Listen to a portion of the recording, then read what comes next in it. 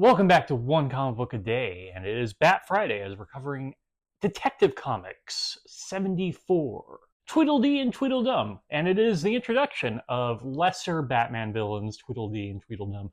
They don't get used all that much often in the last 20 to 30 years. They do show up from time to time.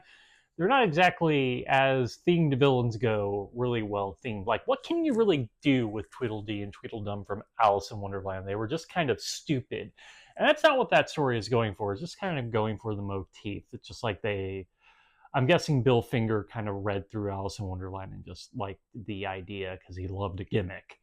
Actually did not double check if Bill Finger wrote this issue, but someone really liked the gimmick here. They also are the first Alice in Wonderland themed villains, as later we will get the Mad Hatter. Though a Mad Hatter shows up in this, but he's more like a combination of the March Hare and the Mad Hatter at the same time. What I'm saying is he's a rabbit with a big top hat. So what exactly do Tweedledee and Tweedledum bring to this comic? Well, it just seems to be an excuse for Robin to make fat jokes through the whole thing. So it's a bit mean-spirited. Did I say a bit? It's mean-spirited.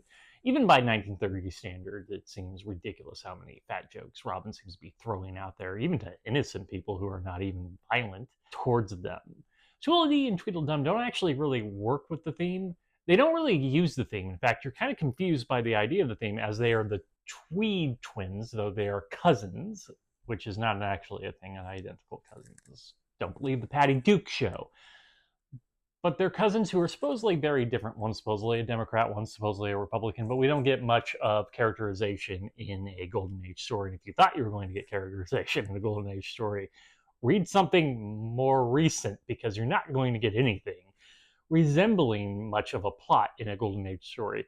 The story, I guess it's a little mean, it does have a plot. It's not the strongest plot, but it gets through by the fact that Batman's been really good when it comes to conflict with the villains, and Tweedledee and Tweedledum make a challenge for Batman, as they seem to be very good at making traps. That's mostly what they're doing, is every time they seem to have something prepared for Batman and Robin. From bear traps to electrical to just a net. All of it works pretty well against the guys who are in costume and don't exactly have superpowers. Though I can get into a debate about if Batman has any powers. Golden Age Batman, not so much. But later Batman, where he's basically trained his brain to be a supercomputer, that's more than just being rich. But I digress. Tweedledee and Tweedledum kind of remind me of Mycroft Holmes, who was, of course, also fairly lazy. They're fat and lazy. That's the best characterization you're going to get out of them, which was also very true for Mycroft Holmes. He didn't have the wherewithal to actually see his predictions happen or his deductions, other than like the two stories of Sherlock Holmes he's in, where he does follow Sherlock to go investigate. But they have their henchmen do all the work. They're essentially just sitting there allowing the henchmen to do all the work.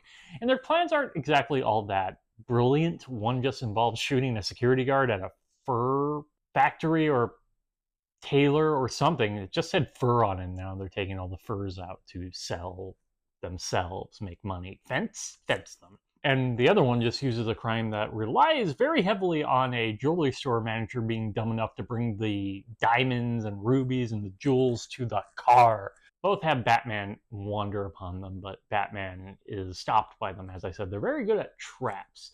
And you might be wondering right now, wait, what does this have to do with Tweedledee and Tweedledum? Because they have not been in costume or even with that motif.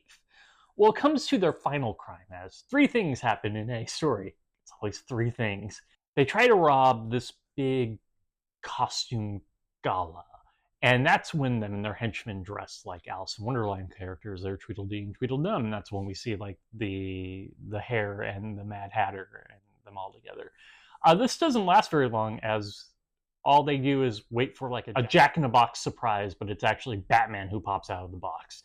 And we don't even see them throw a punch at Tweedledee or Tweedledum. They take out the Mad Hatter hair, but they just kind of go quietly, as they threaten that they will come back. So it seems kind of weird that they are Tweedledee and Tweedledum, because other than just the ending, they aren't really that. They're just two twin cousins. And it's fascinating that they will continue to be part of this motif. As a story, it barely holds together, but it is entertaining enough just by the fact that they managed to show up Batman and Robin at least twice before they were easily defeated. And that is it from Detective Comics 74, Tweedledee and Tweedledum. If you enjoyed this video, please like and subscribe, hit the bell icon to get notification when a new video is up. I do this Monday through Friday. But Mondays and Thursdays, I cover Superman in either Action Comics or Superman. And please join us next time. Same Bat Day, same comic book channel. Have a great day.